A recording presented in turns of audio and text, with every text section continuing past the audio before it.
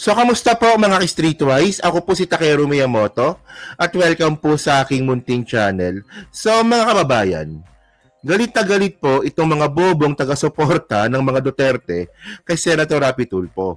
Kasi po, nagpapress con si Rapi Tulfo at ang sabi niya na siya daw po ay pabor na ituloy na yung impeachment trial ni Sara Duterte sa Senado. Siyempre, itong mga bobong mga DDS to the rescue. So napansin ko nga po no, nakaramihan po ng mga vlogger ni Digong, galit na galit nga po dito kay Rapi Tulfo. Pero by the way, mga kababayan, dito po natin makikita na napaka-inconsistent po talaga ng mga bobong supporter ni Digong. Kasi akala ko ba dismiss na yung impeachment? Akala ko ba binasura na? Sabi nila.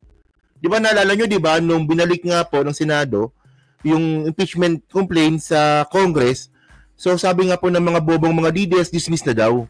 O kung dismiss na pala, ba't pa kayo nagagalit? Kung sinabi nga ni Rapi Tulfo na gusto niya ituloy, o isa lang ibig sabihin nun. Pag inconsistent po kasi paniniwala ng isang grupo o isang tao, ibig sabihin nun, hindi nila naintindihan yung mga bagay-bagay na pinaniniwalaan nila, especially kung usapin po ito ng politika. Okay, so ngayon, napag-usapan ngayon natin itong sinabi ni Rapi Tulfo, no? Ito, nabalita ito from GMA News Online. Okay, so sabi dito, Rapi Tulfo backs Sara Duterte impeachment trial. Let her prove her innocence. O tama naman. Di ba? Yung sinasabi ninyo innocent si Sara, no? Patunayan niya na sa korte. Hindi niyo ba gustong makita kung paano pagtanggol ni Sara Duterte yung sarili niya sa korte? So, by the way, continue pa natin. Sabi pa dito. Senator Rapi Tulfo said Tuesday that he will vote against a possible motion to dismiss the impeachment case of Vice President Sara Duterte, saying the trial should proceed in the 28th Congress so that Duterte can prove her innocent as she claimed. Okay. So sabi nga po ni Rapi Tulfo, kung meron daw pong magpa-file ng motion or resolution para daw po matigil or ma-dismiss yung impeachment trial ni Sara, boboto daw po siya na laban dito, against dito. So kilala naman po natin mga kababayan kung sino po itong mga senador po na to na gusto pong i-dismiss yung kaso ni Sara sa impeachment court. So si Bato, yung mga bobo, si Bato, si Amy, si Marcoleta, si Robin, di ba? Tatalino nyo, no? 37 ng putragis na yan. Sabi dito, gusto ko matuloy ang impeachment para mabigyan natin ng pagkakataon si VP Sara na maisabi niya yung kanyang side. O tama naman, di ba? Mas maganda, di ba, na maklear niya ang name niya sa pamamagitan ng pagdepensa niya doon sa impeachment at mapatunayan na inosente siya as opposed to yung mabasura before na magkaroon ng hearing sa impeachment sa impeachment. Okay? Sabi nga po yan ni Rapi Tulfo. So, sabi niya pa dito, no? Kasi for now, sinasabi nga niya na inosente siya so that her prove it na inosente siya. Mas maganda yung ma-approve niya na inosente siya sa pamamagitan ng trial. Di ba? And by the way, mga kababayan, alam naman po natin, no, na wala namang ibang may jurisdiction po sa impeachment ng isang impeachable offense po na isang public servant, kundi Senado lang po. Kaya nga nagtataka nga po ako dito sa mga bobong mga abogado ni Sara. Bobo na ako. Actually, nabobobohan po talaga ako, no, na dismiss. Umakyat pa sila ng Supreme Court at isa nga po sa pinag-uusapan nila doon is jurisdiction. Na in the first place, mga kababayan, wala namang ibang may jurisdiction po sa impeachment trial sa Pilipinas, kundi Senado lang. Okay. So, para mas malinaw yung pagkasabi ko dito, para hindi ako madaldal dito, reaction na lang po natin yung video ni Rapi Tulfo dito. So, tinan nyo to, So far, okay naman para sa akin. Yan. Totoo yan. Sige. Sara. So far, okay naman para sa akin. And what's important to me is matutuloy yung impeachment. And gusto ko matuloy yung impeachment para mabigyan natin pagkakataon si VP Sara na maisabi niya yung kanyang side. Mas maganda, di ba, maklear niya yung name niya sa pamagitan ng pagdidepensa niya doon sa impeachment at mapapatunayan na inosente siya as opposed to yung mababasura. before na magkaroon ng hearing sa impeachment? So against din kayo na ma-dismiss agad yung impeachment case nang walang trial na mangyayari? No, against ako. Gusto ko dapat... You will vote against it? Gusto ko magkaroon ng trial. Para naman magkaroon si BP Sara ng pagkakataon madepensa niya ang sarili niya. Kasi for now, sinasabi nga niya na inosente siya. So, let her prove it na inosente siya. Mas maganda yung ma-prove niya na inosente sa pamagitan ng trial. Okay, teka lang mga kababayan, no? So, di lang po nakakaalala. Si Raffy Tulfo po yung isa po sa mga bumoto na ibalik po yung article of impeachment sa Congress, no? Isa siya sa mga bumoto doon, 'di ba? 18 sila pagkakaalam ko, no? So, well, actually mga kababayan, no, malamang hindi po natin nagustuhan po 'yon. Pero well, para sa akin, no, medyo okay na rin 'yon. At least ang importante sa atin mga kababayan, patuloy po yung impeachment after po ng SONA. 'Di ba? Kapag malinaw na po kung sino po yung Senate President, at yung sino po yung Speaker of the House. So mas maganda po talaga na matuloy po yung impeachment after SONA. Okay. So ngayon, kung tatanungin niyo nga sa akin, no, ito kay Ru, binobolo lang tayo ni Raffy Tulfo. Kasi isa siya sa mga bumoto para ibalik nga po yung... Ang importante po talaga is malinaw kung may tutuloy ba talaga yung impeachment trial from 19th Congress to 28th Congress. Well, sa akin tatanggapin na po natin yun. Importante lang po talaga matuloy. Okay, so ang point ko dito, diba? Si Raffy Tulfo nga po yung isa sa mga bumoto dito. Well, para sa akin, hindi na issue yun eh. In my own opinion, ang importante dito mga kababayan, no, na naggarantiya po ang ating mga congressman na itutuloy po nila yung impeachment trial. At naggaranti din po ang ating mga congressman na wala pong paglabag sa 1-year rule. Okay na po yun. Para sa akin, wala na nangyari na, di ba? So ngayon, para sa akin, kalimutan na po natin yon. In my own opinion lang Ang importante mga kababayan, mag-move forward po tayo sa impeachment trial ni Sara. At para sa akin, good news po ito na si Raffy Tulfo po ang isa sa mga gustong ituloy po ito. Okay? So, continue natin And then, nakita ng mga senador na talagang inosente siya at kulang sa ebidensya. Di ba mas maganda yon? Sir, isa kasi sa mga inaasahang move ng defense pag reconvene ng impeachment court is really to move for dismissal. So what can we expect from you since baka mauwi sa botohan, sir, ng senator judges? Para sa akin, ang ayaw ko ma-dismiss. Gusto ko talaga magkaroon ng trial para ma-prove niya sa kanyang sarili yung kanyang sinasabing innocent siya.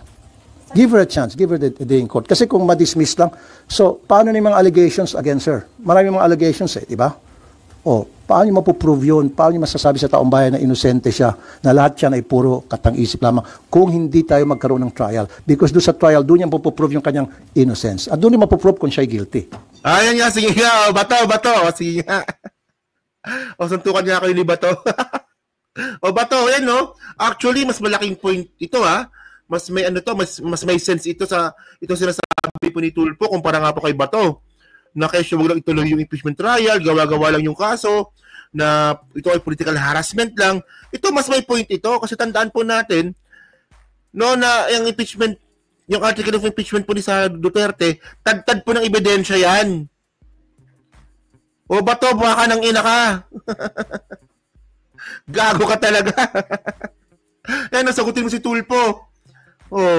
Buti pa nga ito kahit papaano, kahit minsan ayaw ninyo, pero dito, sa pagkakataon na to, tama siya dito. Di ba? Pero Senator Bato de la Rosa, ang sabi niya, pag nag-open na yung 20th Congress, una niyang itatanong ay kung may jurisdiction ba yung 20th Congress. Yan, pag-usapan kasi nila yung jurisdiction, di ba? Dapat daw ma-establish muna. Sa tingin niyo, hindi na kailangan dahil na-acquire niyo na yung jurisdiction dun sa Meron ng jurisdiction. Hindi na dapat pag-usapan yan. Magkakaroon talaga ng hearing sa impeachment. It's just a matter of, siguro may maghihiling na matidismiss yan o ibabasura. Well, mga kababayan, na masabi lang natin dito, sana, yung nakita po nating Raffy Tulfo nung nakaraang impeachment trial, na tahimik lang, na parang walang pakialam, sana this time sa 28th Congress, sana makakita po tayo ng Raffy Tulfo na madaldal. At ganyan po yung pinaglalaban. Kasi nung nakaraan, medyo underwhelming po talaga yung performance ni Raffy Tulfo. Di ba? Aminin man natin hindi sa mga taga-suporta ni Raffy Tulfo yung impeachment trial po nung nakaraan, yung hearing nung nakaraan, nung nag-convince sila, ang tahimik ni Raffy Tulfo nun.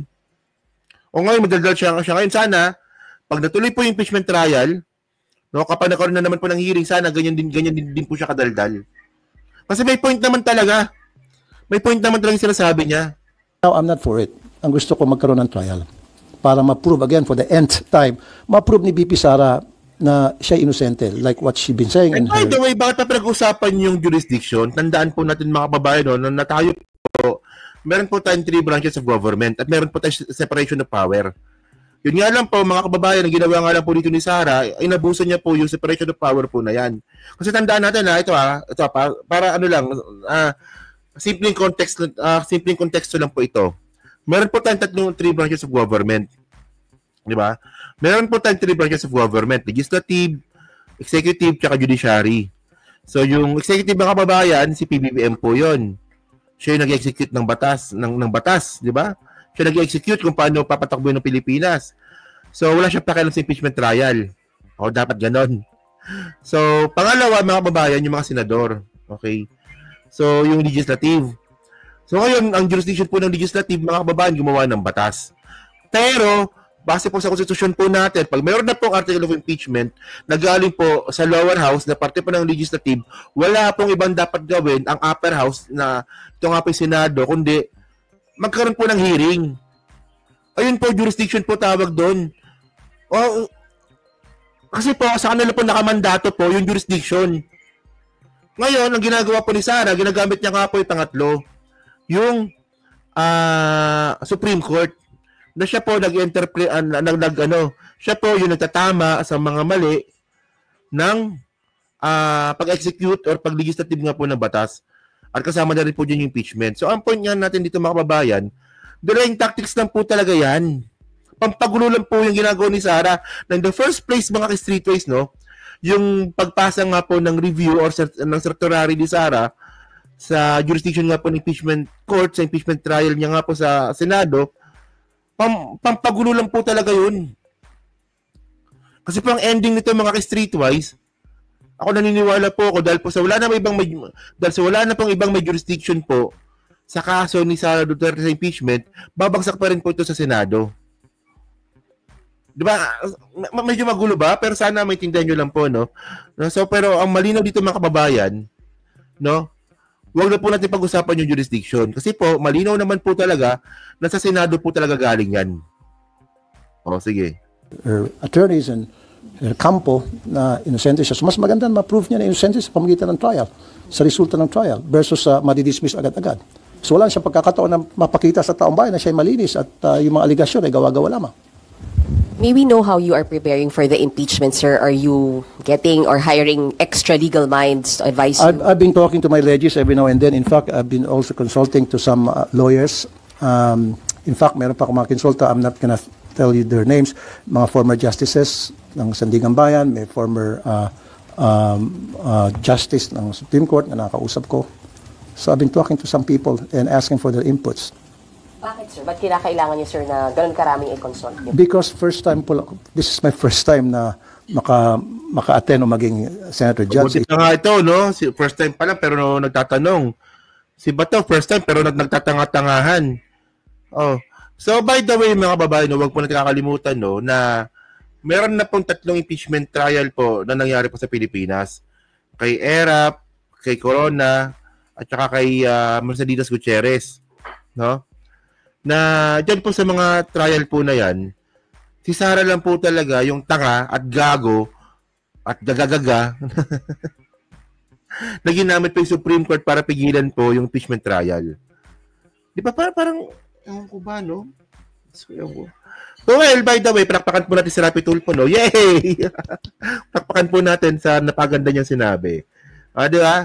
So yun mga kababayan, so kayo po, no, pumasabi niyo nga po dito, sa statement po ni Rapi Tulfo, kayo ba, pabor ba kayo dito? Kasi sinasabi niya na mas maganda po talaga at mas naayon po talaga sa konsensya po natin mga Pilipino na matuloy po yung impeachment trial ni Sara at siya po ay mahatulan base po sa ebidensya. No, mas maganda po na siya po ay hindi mag-guilty na may naglalaban po yung sarili niya, na nagpakita po siya ng pagdepensa laban po sa mga ebidensya laban sa kanya. Di ba? So, ganun.